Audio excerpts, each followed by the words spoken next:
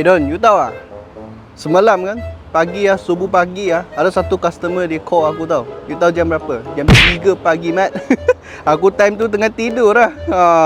Tengah mimpi.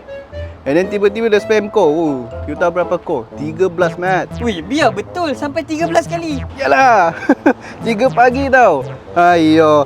Tapi actually bukan tak boleh call. Kalau macam you jam 3 belum tidur, tapi you ada niat nak tanya kereta, actually boleh. You WhatsApp je lah. You tinggalkan message je. Tinggal berapa jam?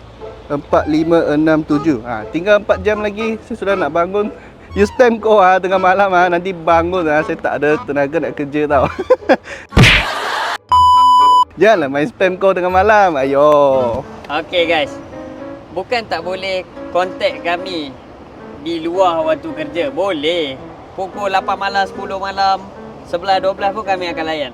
Tapi kalau dah waktu pukul 3, 4 pagi tu, kalau secara normal lah, manusia normal, kalau yang tak kerja shift malam, kebanyakannya akan tidur. Jadi kepada korang sebagai customer yang kami hargai, korang boleh contact kami bila-bila masa, tapi WhatsApp lah dulu. Kalau waktu tu rasa macam tak sesuai 3, 4 pagi, korang WhatsApp.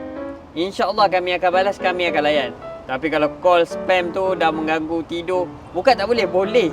Tapi kalau kami jawab pun kami pun tak larat nak layan. Waktu tu dalam mamai risau kereta yang 20,000 kami jual 40,000 nanti lagi pening. Jadi itu saja nasihat saya kepada anda semua.